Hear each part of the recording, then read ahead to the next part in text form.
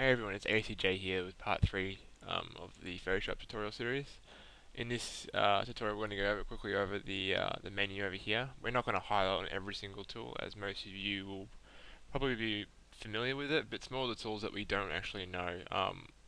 So I'm not going to go over the most handy tools, but these tools can be useful in various situations. In further tutorials we go over specific tools that I may not mention in this tutorial, just to keep a note. So we all know how to move and select and what have you. We should already. Otherwise, there's other tutorials on YouTube as well. But what we're going to look at quickly is within the eyedropper tool. Within here, we have tools that we don't really use too often, and these tools can be quite handy. For instance, the ruler tool, the note tool, and the count tool. I haven't myself used them too much, but just recently, I've been mucking around with them. Actually, can be quite handy. So what we can do with the rule tools, we can actually, of course, measure things, and with this we can actually create distances for reference to see how big an object might be within a document, or we want to resize something to specific measurements. This is very handy for it. I've only just recently started using this, and I've used it quite a lot, and it's helped me a fair bit in my actual Photoshop work. But there's also some other features in here, such as straightening, which we can find up here. I'll go over that in another tutorial, as that's probably a tutorial in itself. But it's very handy to straighten photos if they're crooked or off center. Another one quickly in here is the note tool. This tool is very handy if you're sharing documents or if you're collaborating on one file, or if you're need just someone look over your work and you want to put notes in. This tool, you can add notes, type them in, and do whatever.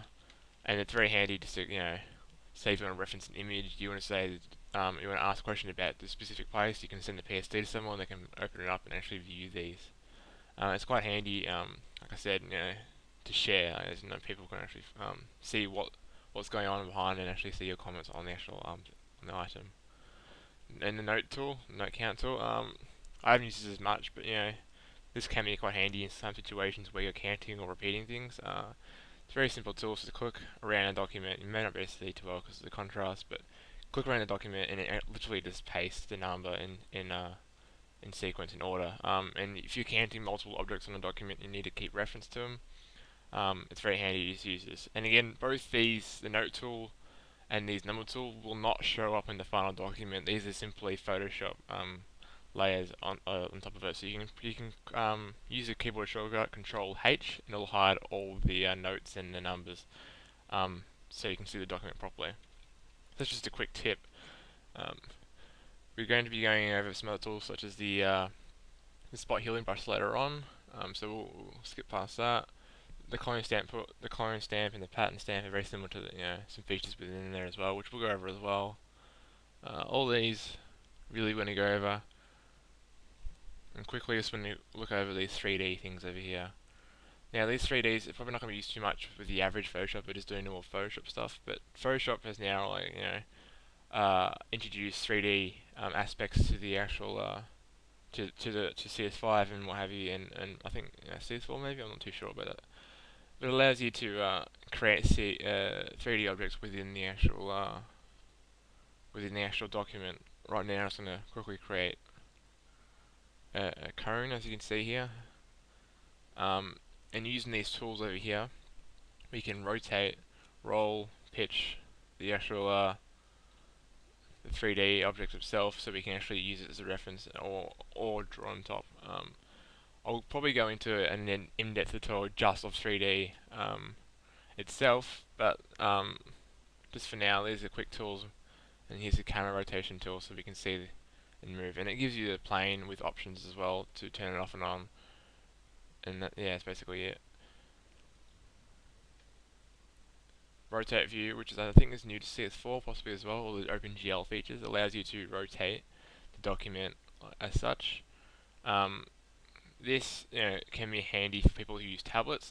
Like I myself, I use a tablet, and there's a certain direction where your hand, it feels really awkward to say paint or in the direction. So what you can do is you can twist the document and then paint on the angle that suits you instead of painting against that or what have you. So this is probably mainly used for people who have tablets who kind of need that, yeah, the movability. It's like moving the piece of paper on a table around when you move. You don't directly draw straight onto the paper. You normally move it and manipulate it. So it's basically doing that. It's quite handy for that reason as well. And that that pretty much wraps up the basic tools. We're going to go into further in-depth tutorials on specific elements such as selection or photo manipulation or actual color and painting in other tutorials. So if you like this, comment, rate, and subscribe. I will be bringing out a new tutorial soon. And yeah, pretty much thank you and see you later.